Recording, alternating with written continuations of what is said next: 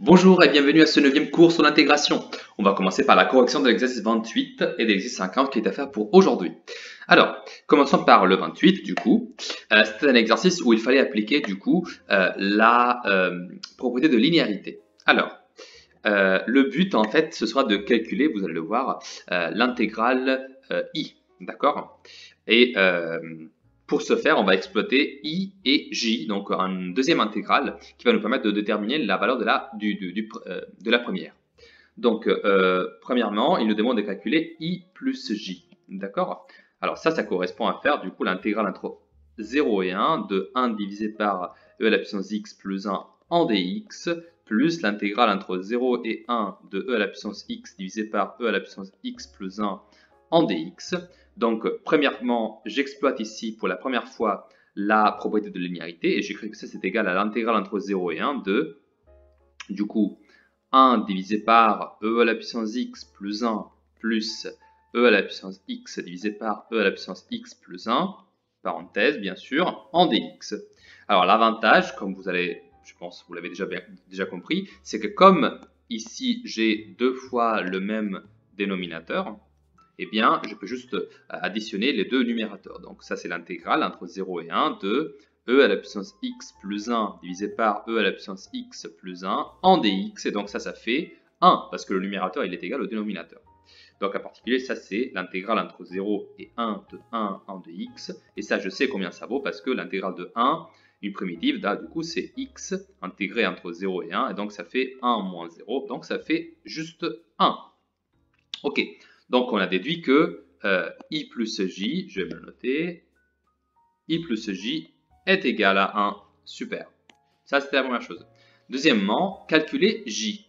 Alors maintenant, je sais que j, c'est quoi? C'est l'intégrale entre 0 et 1 de e à la puissance x divisé par e à la puissance x plus 1 en dx. Alors, je pense que cette intégrale, on l'a déjà rencontrée. On va juste répéter la technique. Qu'est-ce qu'on peut remarquer ici? On peut remarquer que le numérateur, en fait, c'est la dérivée du dénominateur. Autrement dit, si e à la puissance x plus 1, j'appelle ça u de x, alors, ça c'est l'intégrale entre 0 et 1 de u' de x divisé par u de x. Et on a vu, grâce au tableau que je vous ai distribué il y a quelques semaines maintenant déjà, que ça, une primitive de ça, c'est tout simplement ln de u de x, du coup calculé entre 0 et 1, et je sais que u de x était égal à e à la puissance x plus 1, donc ça fait juste ln de e à la puissance x plus 1, le tout évalué entre 0 et 1, et ça me donnera comme résultat du coup ln de e plus 1 moins ln de e à la puissance 0 plus 1, ce qui fait du coup ln de e plus 1 moins ln de 2. Car, je vous le rappelle, e à la puissance 0, ça vaut 1. Voici donc la valeur de j. Voilà, je me l'encadre, ça peut être utile. Alors pourquoi maintenant ça peut être très utile? Parce que maintenant je dispose de la valeur de i plus j et de la valeur de j, et je vais calculer la valeur de i. Mais alors, je me le mets en évidence juste, mais alors, ça veut dire que i égale à, bien sûr, i plus j moins j, et donc ça fait 1, parce que 1 c'est la valeur de i plus j, hein, à laquelle je soustrais la valeur de j, autrement dit, moins ln de e plus 1 moins ln de 2, égale du coup à 1 moins ln de e plus 1 plus ln de 2. Voilà, alors vous remarquerez que on avait trouvé un résultat très similaire dans un exercice qu'on avait fait précédemment, que j'avais résolu moi-même. Cet exercice était juste pour, en fait, il vous le fait faire d'une autre façon encore, par rapport à celle que j'avais, je crois que c'était l'exercice 48, il me semble. Et vous voyez, c'est juste encore une nouvelle technique qui marche très bien d'ailleurs. Et encore une fois, tout est cohérent parce que ça nous donne toujours le même résultat. Ok.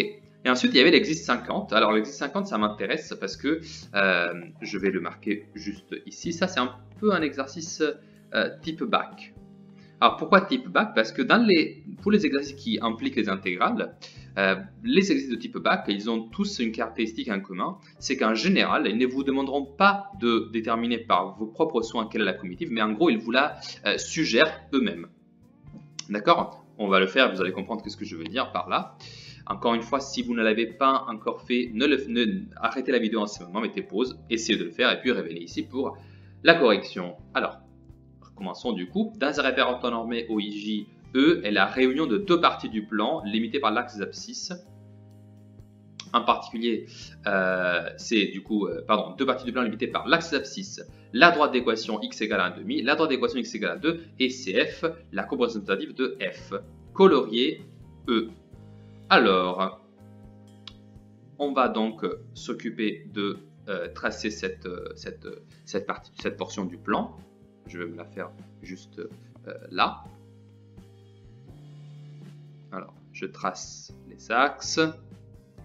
Ici, je vais prendre, je vais essayer de faire ça assez large parce que on travaille pour la plupart entre 1,5 et 2. D'accord? Donc, j'ai bien serré autour de 0. Je vais marquer du coup 1,5. Et je vais marquer les deux droites pour commencer. Les deux droites x égale à 1,5 et x égale à 2. D'accord? X égale à 1,5, c'est la droite verticale suivante. Et x égale à 2, c'est la droite verticale suivante. Voilà. Ok. Et enfin, il faut tracer la fonction logarithme. Alors, je sais que la fonction logarithme, elle passe par le point 1, 0.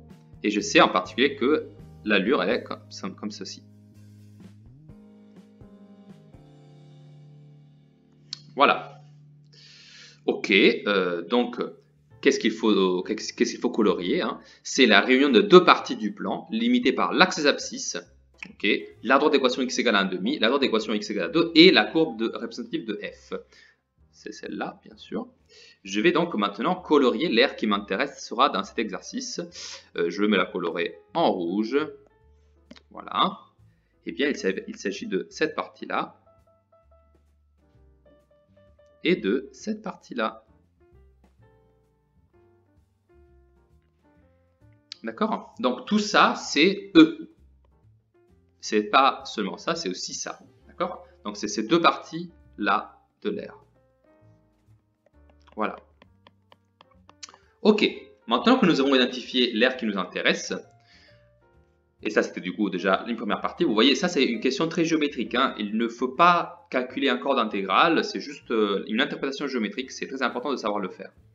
Question B, vérifiez que sur 0 plus l'infini, la fonction grand f de x égale à x ln de x moins x est une primitive de f qui à x associe ln de x. Alors, comment je peux vérifier que grand f est une primitive? Alors déjà, pourquoi sur 0, point virgule, plus l'infini? Alors ça c'est le domaine de définition de f, f étant la fonction logarithme. Et pourquoi c'est le même domaine pour c'est aussi le domaine de définition de grand f? Pourquoi c'est le même? Parce que vous le voyez, ici j'ai un logarithme, d'accord? Donc x doit forcément appartenir à cet intervalle. Ok? Parce que c'est logarithme de x, il n'y a pas l'argument, c'est juste x ici. Ok, pour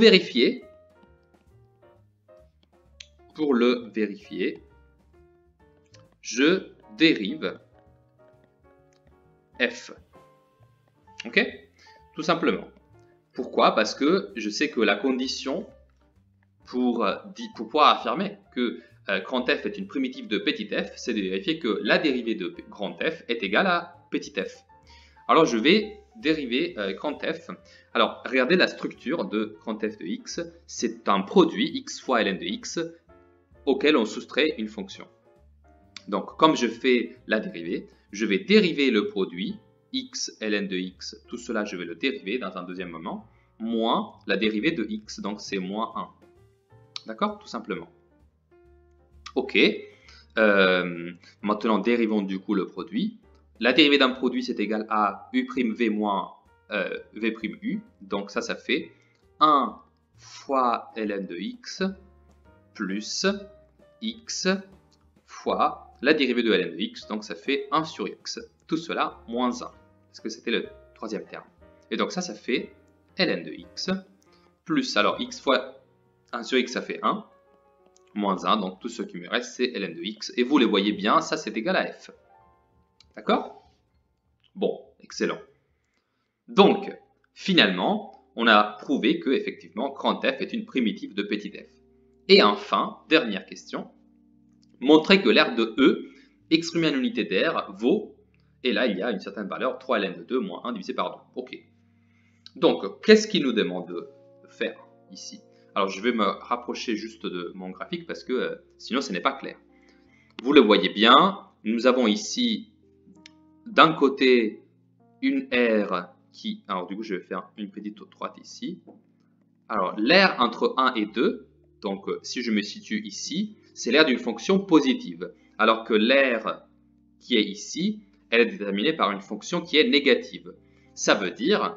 Je vous rappelle du coup la propriété sur les fonctions négatives, que si je veux calculer l'aire, et donc je veux obtenir une valeur positive, je vais devoir faire du coup, alors la partie positive elle est simple, c'est juste l'intégrale entre 1 et 2 de ln de x en dx. Voilà, tout simplement. Mais si je veux calculer cette portion d'air ici, la portion d'air négative, je ne dois pas simplement rajouter l'intégrale entre 1,5 et 1 de ln de x en dx, mais je dois le soustraire. Alors pourquoi je dois le soustraire? Parce que l'aire est négative, et nous avons vu une propriété encore qui nous dit que si je veux l'aire d'une fonction négative, je dois la prendre avec le signe opposé, donc le signe négatif. Mais si je fais ces deux opérations, bah, du coup j'aurai gagné, en gros. Ok, donc cette différence d'intégrale, bah, je peux la résoudre très facilement parce que je connais une primitive de ln de x, justement, c'est celle que j'ai pu déterminer au point précédent à la question B. Et donc ça je sais qu'une primitive, c'est x ln de x moins x. Tout cela calculé entre 1 et 2, moins x ln de x moins x évalué entre 1,5 et 1. Et ça fait, alors, x ln de x moins x évalué à 2, ça fait 2 ln de 2 moins 2. Tout cela moins 1 ln de 1 moins 1. Attention avec les signes, d'accord? Après, je vais faire les simplifications nécessaires. Ici, j'aurai 1 ln de 1 moins 1, auquel je soustrais 1 demi ln de 1 demi moins 1 demi. Voilà, attention en parenthèse, je vous l'avais dit. Et ici, du coup, je peux faire des simplifications parce que je sais que en particulier ln de 1, ça vaut 0. Et donc ici, j'ai 2 ln de 2 moins 2. Et ça fait juste plus 1 parce que c'est moins 1. Et le reste, ça disparaît. Là, j'ai un gros moins. Et ici, j'ai du coup 0 moins 1 moins. Ça fait du coup 1 demi ln de 1 demi plus 1 demi. Voilà. Je continue la simplification, ça fait du coup 2 ln de 2. Moins 2 plus 1, ça fait moins 1. Ici, j'ai moins qui multiplie toute cette parenthèse, donc ça fait plus 1 plus 1 demi ln de 1 demi moins 1 demi. Ok? Alors, heureusement, le moins 1 plus 1, il se simplifie, et donc il me reste 2 ln de 2 plus 1 demi ln de 1 demi moins 1 demi. Voilà. Et je n'ai pas fini parce qu'ici, je peux encore faire une belle simplification parce que je me rappelle que 1 demi, en fait, c'est égal à... Donc ça, c'est ln de 2 plus 1 demi de ln de... Alors, c'est quoi 1 demi? En fait, c'est 2 à la puissance moins 1. Et pourquoi j'ai intérêt à l'écrire ainsi? Parce que si je l'écris ainsi, je peux écrire que du coup, n'oublions pas toutes les égalités. Du coup, je peux écrire que ça est égal à 2 ln de 2 plus 1 demi fois... Alors, comme ça, c'est un exposant, lui, je peux le faire sortir parce que c'est un logarithme. Donc, j'exploite une propriété de logarithme pour dire que ça fait moins ln de 2. Pourquoi j'ai intérêt à faire ça? Parce que comme ça, je pourrais le soustraire à le ln de 2 qui apparaît juste avant, moins 1 demi. Et donc je me retrouve avec 2 ln de 2 moins ln de 2 divisé par 2 moins 1 demi. Donc je vais faire un dénominateur commun égal à 2 et je trouve 4 ln de 2 du coup, parce que c'est j'ai multiplié fois 2, 2 ln de 2, donc ça fait 4 ln de 2, moins ln de 2, moins 1. Donc au final, 4 ln de 2 moins ln de 2, ça fait 3 ln de 2, moins 1, le tout divisé par 2. Et si je prends cette belle expression que j'ai obtenue, et que je la compare avec le texte de l'exercice, je remarque que c'est exactement la même chose.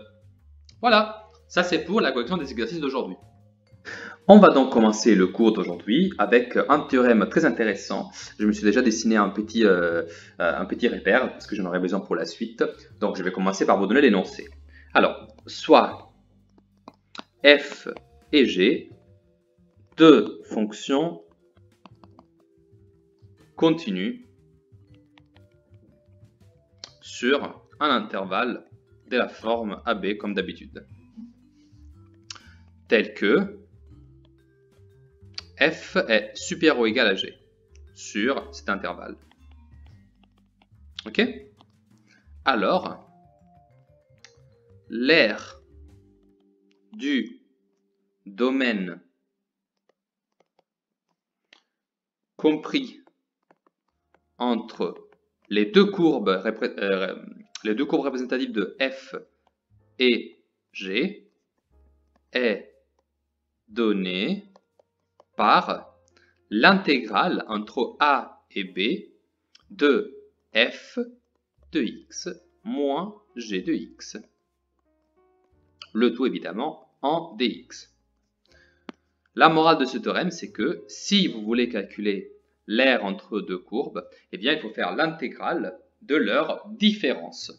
D'accord? L'intégrale de la différence entre les deux fonctions. Alors, comment on prouve ce théorème? Déjà, on va se faire un petit dessin. Vous comprenez, je pense, mieux maintenant mon dessin. Qu'est-ce que c'est qui nous intéresse ici? Eh bien, ce sera du coup l'aire entre les deux courbes, autrement dit, l'aire que je suis en train d'assurer maintenant, l'aire inverse. Ok? Alors regardez, du coup, j'assure seulement entre la courbe représentative de f et la courbe représentative de g, entre bien sûr la droite x égale à a et la droite x égale à b. D'accord? Donc c'est ces domaines-là qui nous intéressent. Ok? Alors, le problème qui est donné par ce type de question, donc l'interrogatif de comment déterminer quelle est l'aire entre deux courbes, c'est que les deux courbes, elles peuvent être situées toutes les deux du côté des positifs, toutes les deux du côté des négatifs, ou d'un côté et de l'autre mélangées. Alors, pour étudier tous ces cas, je vais du coup séparer mon domaine en 3 morceaux. Parce que regardez, à partir de ce point-là, donc je vais l'appeler ça le point C, l'abscisse C. Entre A et C, on voit très bien que à la fois F est strictement positive et G aussi. D'accord? Donc les deux courbes représentatives sont positives parce que les deux fonctions le sont. Entre C et D, ce nouveau point sur les abscisses, je remarque que, donc ici, vous remarquerez que F, elle est positive, mais G, elle est négative. Et enfin, entre D et B, donc dans cette portion-là, vous avez ici que F est négative, tout aussi bien que G. D'accord? Alors pourquoi ça c'est intéressant? Parce que je vous avais expliqué que pour calculer les aires, il faut toujours tenir en considération de ce qui se passe quand une courbe est négative et quand une fonction est négative et quand une fonction est positive. D'accord? Parce que si la fonction est négative, il va falloir mettre un signe moins devant l'expression pour obtenir l'aire, donc devant l'intégrale. Alors maintenant, du coup, on va traiter morceau par morceau, d'accord, pour faire tous les cas de figure. Ici, je me suis mis en pleine généralité, c'est-à-dire dans un intervalle où les deux fonctions, ils explorent toutes les possibilités, d'accord. celle où du coup les deux fonctions sont positives, le cas où une fonction est positive et l'autre est négative, et le cas où les deux sont négatives. Et vous allez voir dans tous les cas, en fait, cette expression que je vous ai donnée, f de x moins g de x intégré entre a et b, bah, ça va marcher. C'est ça qui est bien, c'est qu'une seule expression, ça marche pour les trois cas. Mais du coup, étudions cas par cas. Ok? Donc on va concentrer par le premier morceau. D'accord? Alors déjà, je fais une observation préliminaire. L'intégrale entre a et b de f de x moins g de x, hein, on est bien d'accord, hein, ça ce sera bien sûr égal à l'intégrale entre a et c de la même chose, f de x moins g de x en dx, plus l'intégrale entre c et d de la même chose, f de x moins g de x en dx, plus l'intégrale entre d et b, toujours de la même chose, f de x moins g de x en dx. Et pourquoi ça c'est vrai? Ça c'est vrai parce que donc, ces trois morceaux, je les ai obtenus grâce à la relation de Schall, celle qu'on a introduite juste dans le cours précédent. Donc ça c'est, je vous le marque ici, la relation de Schall. Ok, donc maintenant on va s'occuper des trois cas de figure. Le premier cas c'est donc l'intégrale entre a et c. Excusez-moi, donc le premier cas c'est ce qui se passe dans l'intervalle a et c. Et du coup, comment je peux obtenir l'aire verte? Eh bien ici, je peux simplement remarquer ce qui se passe de façon assez directe. En effet, regardez, si je veux obtenir l'aire verte, comment je peux le faire? Eh bien, d'abord, je vais faire l'aire entre a et c de f de x en dx. Pourquoi? Eh bien parce que si vous regardez bien cette aire-ci, je vais vous l'écrire en bleu, du coup ce sera l'aire de f. Eh bien, ça commence ici où il y a la fonction f de x, et cette aire-là, elle arrive jusqu'ici. D'accord? C'est l'aire jusqu'à l'axe d'abscisse, entre A et C. Eh bien, si je veux obtenir l'aire verte à cette aire bleue, eh bien, il va falloir que je soustrais l'aire orange que je vous assure maintenant. Vous la voyez bien. Et quelle est cette aire orange? Vous voyez que si je prends l'aire bleue, et que j'y soustrais l'aire orange, tout ce qui me reste, c'est l'aire verte. Et c'est ça qui m'intéresse, c'est l'aire entre les deux courbes. Mais quelle est l'aire orange? Eh bien, l'aire orange, ce n'est rien d'autre que l'intégrale entre a et c, toujours, de g de x en dx. Et comme je dis qu'il faut la soustraire, j'ai bien que c'est à moi que je dois glisser ici. Donc ça, cette expression-là, par construction géométrique, c'est l'aire du domaine entre CF et CG entre x égale à A et x égale à C. Et par propriété de linéarité, maintenant, je peux aussi dire que ça c'est égal à l'intégrale entre A et C de f de x moins g de x en dx. Ce qui était le résultat du théorème. D'accord? Donc, ce premier morceau, je le retrouve bien juste ici. Ce morceau jaune, il est le même que là. Donc, je suis content. D'accord? Ça, c'est le premier morceau. Deuxième morceau, c'est ce morceau-là. Le morceau où f est positive et g est négative. Alors, encore une fois, il me faut calculer du coup l'aire verte. Et je vais appliquer la même technique. Comment je l'obtiens? Alors, la partie bleue maintenant, donc l'intégrale entre c et d de f de x, cette fois-ci c'est juste cette partie-là, regardez. C'est la partie du coup entre f et l'axe des abscisses, c'est seulement cette partie-là. Mais moi, je vais aussi la partie du coup identifier en dessous, d'accord, entre la courbe de la fonction g et l'axe des abscisses.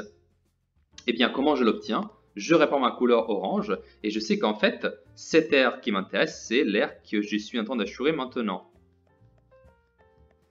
Donc, si je faisais la somme de ces deux aires-là, eh bien, j'obtiendrais l'aire qui m'intéresse, donc l'aire verte. D'accord? Eh bien, comment je l'obtiens, celle-là? C'est très simple. Donc, ça, c'était le premier morceau. Je passe au deuxième morceau. Je fais du coup la somme entre l'intégrale entre C et D de f de x en dx. Donc ça, c'est la partie bleue. Et à ça, on a dit je dois additionner quoi? Eh bien, je dois additionner l'aire de la partie orange, la partie qui est là. Encore une fois, je vous le répète, hein, c'est une addition.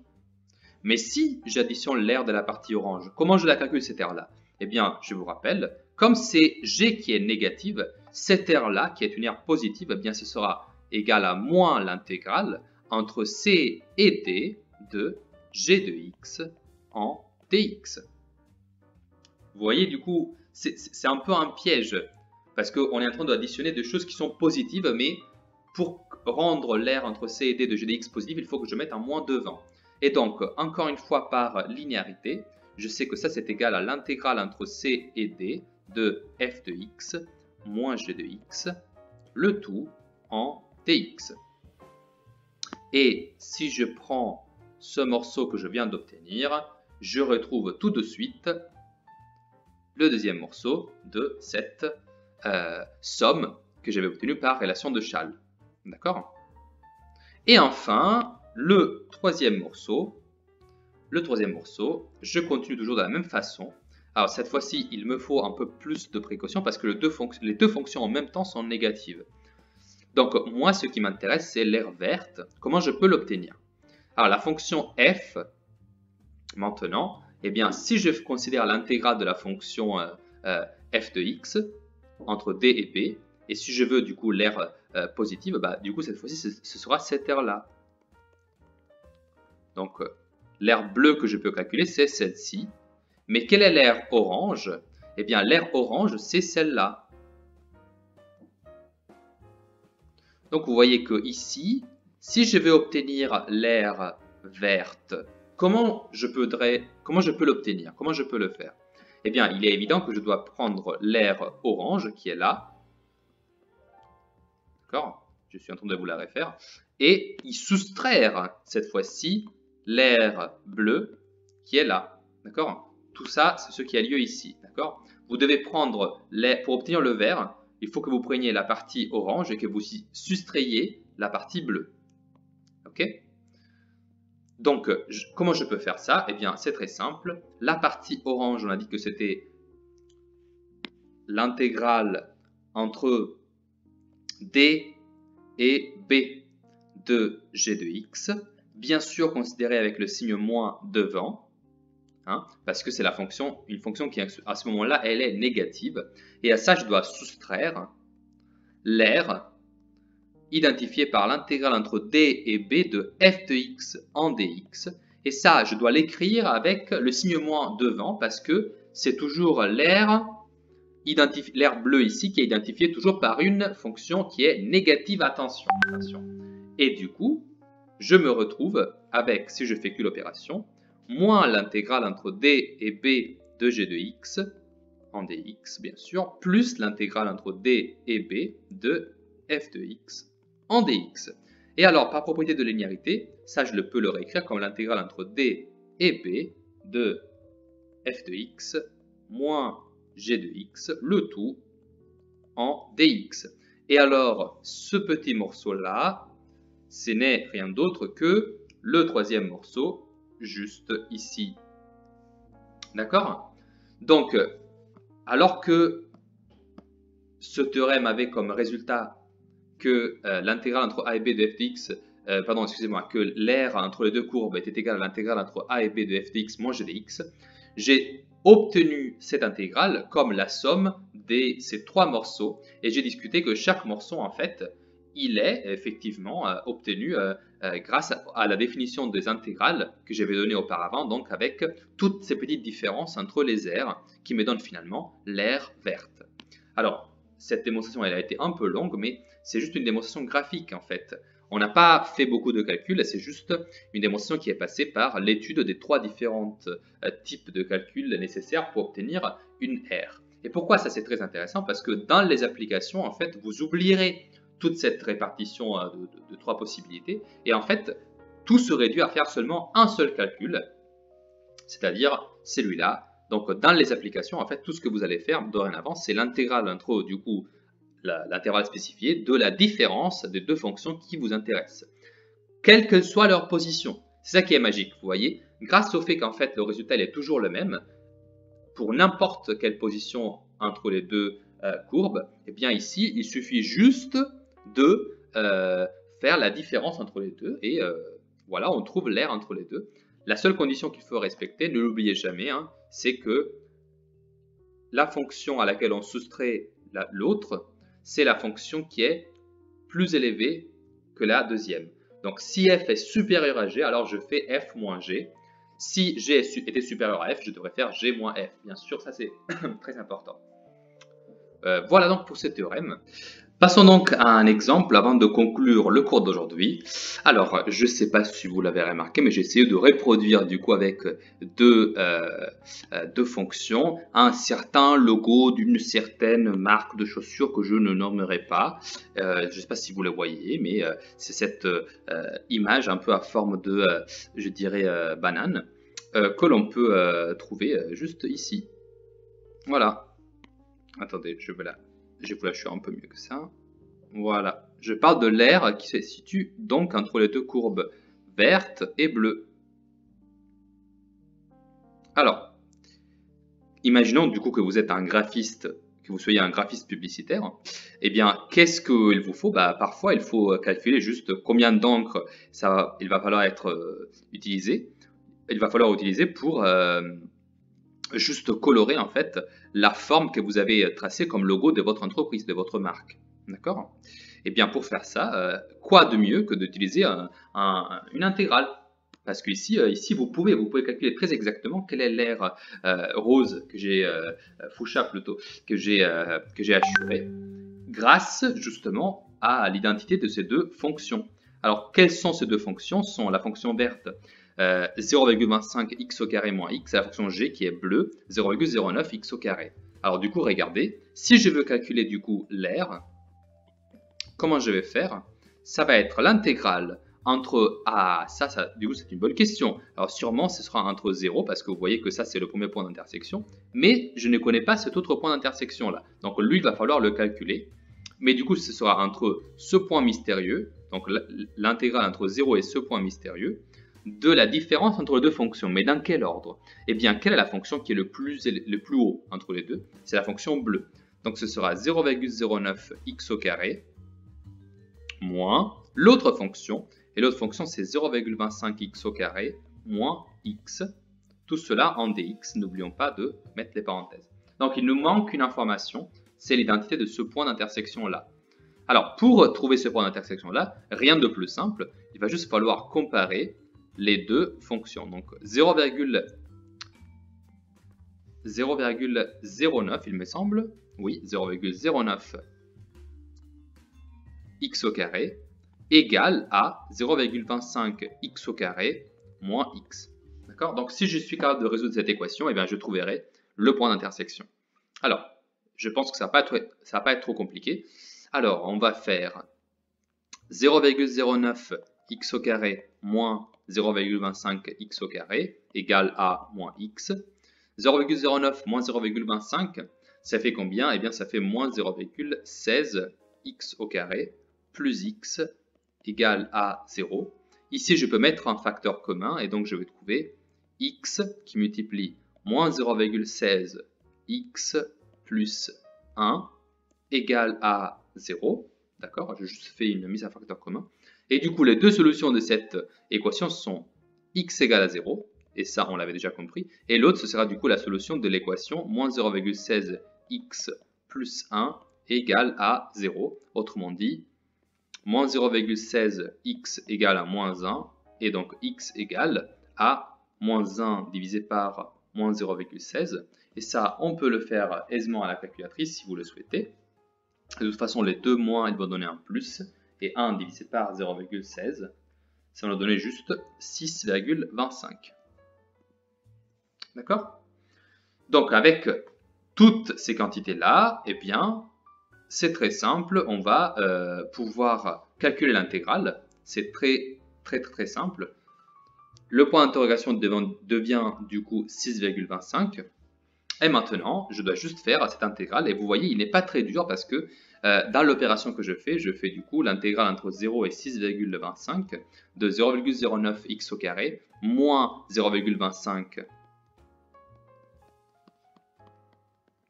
x au carré, c'est de là je peux les soustraire, plus, parce que moins et moins ça fait plus, x, tout cela 1 dx. Donc 0, 6,25 et là je fais 0,09 moins 0,25, ça fait du coup moins 0,16 x au carré plus x en dx. Et là je vais devoir trouver du coup une primitive de cette fonction. Ce n'est pas très dur parce que je connais les primitives des fonctions x au carré et de la fonction x. Je sais que la fonction une primitive de x au carré, c'est x au cube divisé par 3. Ça, c'est moins 0,16 qui reste parce que c'est une constante. Plus x au carré sur 2. Tout cela évalué entre 0 et 6,25. Et maintenant, juste on va utiliser la calculatrice et calculer cette valeur précise. Vous avez vu, j'ai essayé de me mettre dans un cas de figure assez réel où les valeurs numériques ne sont pas très encourageantes, mais c'est un cas assez pratique pourtant, car quand vous êtes dans une entreprise, parfois l'identité graphique d'une marque est beaucoup plus importante de la simplicité de vos calculs et du coup vous êtes réduit à devoir trouver quelle est une aire, même si parfois les calculs peuvent être assez désagréables. Ici, ce n'est pas très difficile non plus parce que, heureusement, nous avons x qui est égal à 0 ici, qui va beaucoup nous simplifier la vie. En effet, ici, on va faire moins 0,16 fois 6,25 au cube, le tout divisé par 3, plus 6,25 le tout au carré divisé par 2, auquel je soustrais, en fait, tout le reste est évalué en 0. Vous le voyez ? Donc en fait, tout cela, ça va faire juste 0, tout simplement. Donc ça, on l'oublie complètement et on se concentre sur ce calcul-là que l'on peut faire à la calculatrice. Et on trouve comme résultat, si on fait le calcul à la calculatrice, 6,51 et je suis en train d'approcher. Mais vous voyez, j'ai trouvé une valeur numérique précise pour identifier quelle était la valeur, du coup, de l'aire de votre nouveau logo préféré. D'accord? Alors, je ne sais pas si vous allez le mettre sous vos chaussures, mais dans tous les cas, on sait combien d'air ça vaut cette forme entre les deux fonctions. Et vous avez vu comment ça a été simple. Il a juste fallu trouver quelle était la courbe qui était au-dessus de l'autre et faire la différence entre les deux.